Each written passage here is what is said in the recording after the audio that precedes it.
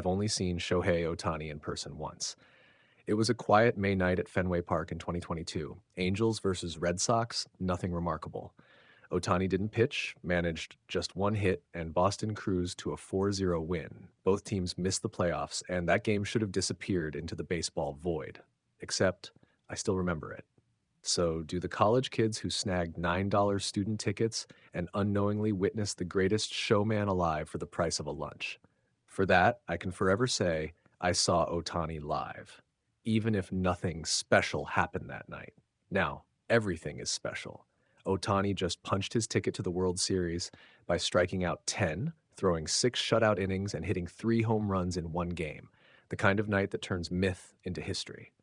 And while the world debates if it was the greatest individual performance ever, it was, or if he's the best to ever play baseball, he is, I want to talk about something bigger: what Ohtani means to sports itself, and why he might be both the savior and destroyer of baseball. Let's get something straight. Great doesn't even begin to cover him. Ohtani is transformative, intimidating, confusing, mythical, generation ruining, baseball breaking, and confusing might be the most accurate compliment of them all. Because honestly, how is this possible? We were told for decades that pitchers can't hit and hitters can't pitch. Then Ohtani shows up, casually hits 50 home runs and steals 50 bases because he's bored. He's not just a player anymore, he's mythology in motion. His legend has outgrown baseball. Even people who don't watch sports know his name. And because MLB's local TV structure makes it hard for most fans to actually see him play, his every big stage moment, like that Game 4 masterpiece, feels like a worldwide event. He's not just reviving baseball's relevance, he's redefining it. Ohtani has brought youth and energy back into a sport that desperately needed both. He made baseball cool again, fast-paced, global, worth watching. But here's the twist. While he might be saving the game's soul, he could also be the one to break its system.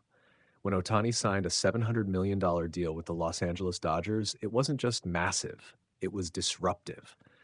The Dodgers deferred most of the money far into the future, freeing up cash to sign more stars.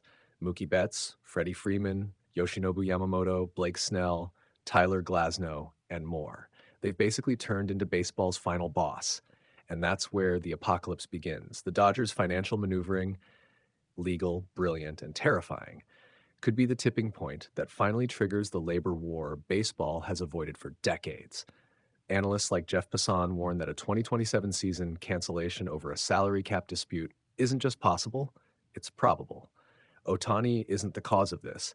He's the symbol of what happens when a broken system meets a once-in-a-century talent.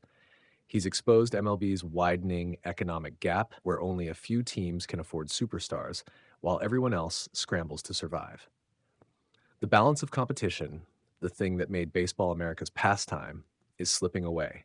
And yet, none of that will matter when he steps onto the mound in Game 1. Because when Shohei Ohtani plays baseball, the world watches. We're witnessing a phenomenon so rare that it defies logic. The kind of player who will be remembered long after stats and contracts fade away. I don't care who wins this World Series. In a sense, Ohtani and the Dodgers have already won, not just the game, but the era. Still, beneath the greatness, there's a storm brewing, and when it hits, Ohtani might not just be remembered as baseball's messiah, but as the harbinger of its next great reckoning.